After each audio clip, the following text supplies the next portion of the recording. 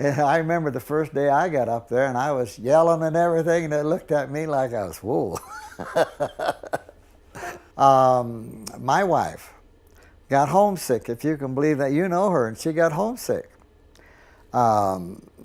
She was down and out, and she would go to the doctor, and there was nothing they could do for her. So she decided, I better go back to Kansas City, for Mama.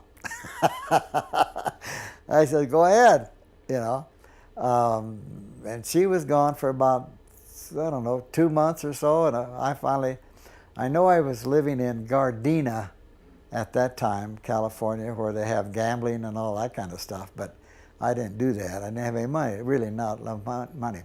So I left and drove all the way back to Kansas City one day and one night, and I never slept, but that's the worst trip I ever took in my life, because I could picture things in the road ahead of me or something. I was so tired and everything. I thought, oh God.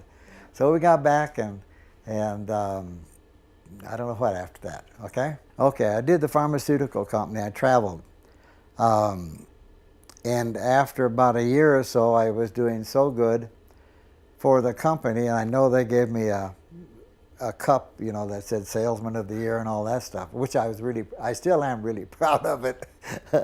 So then I was transferred to Denver, and we could have gone to California someplace, Washington or Oregon, but Pat talked to people, and they said, oh, there's rain there. And I always remember, she said, well, what do you do with your kids? And she said, well, it just rains, just leave them in the house or what, whatever. She said, Wayne, you're not going there. Okay, so we came to Denver.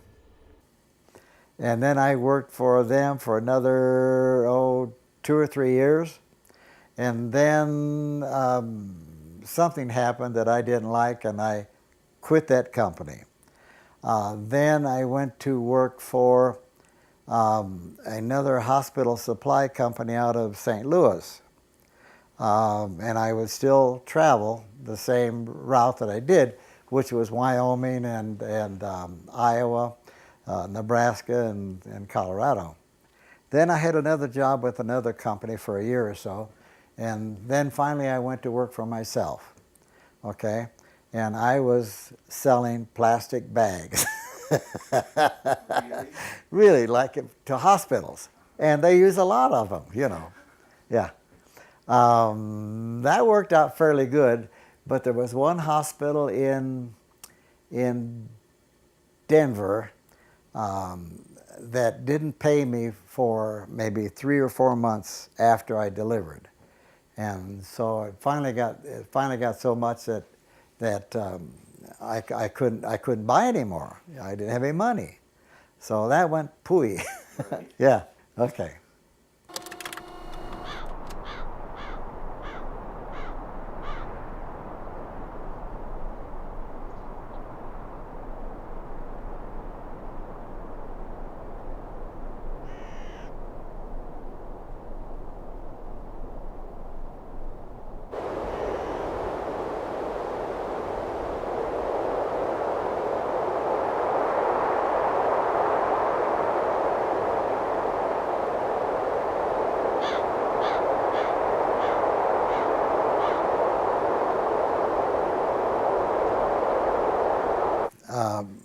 We got to the point where we could finally buy some land. We thought we would like to get away from Denver on the weekends if we could.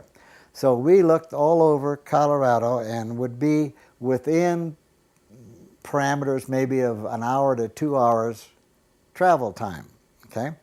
So this one day we read the paper, and there was an ad in there about 40 acres of land in a town called Guffey. And so we got our maps out and everything and made a date with the realtor, and we come up and saw her. We got in there and talked to her, and she told us how much it was for 40 acres. And I said, I remember this to my end of days. Where is it?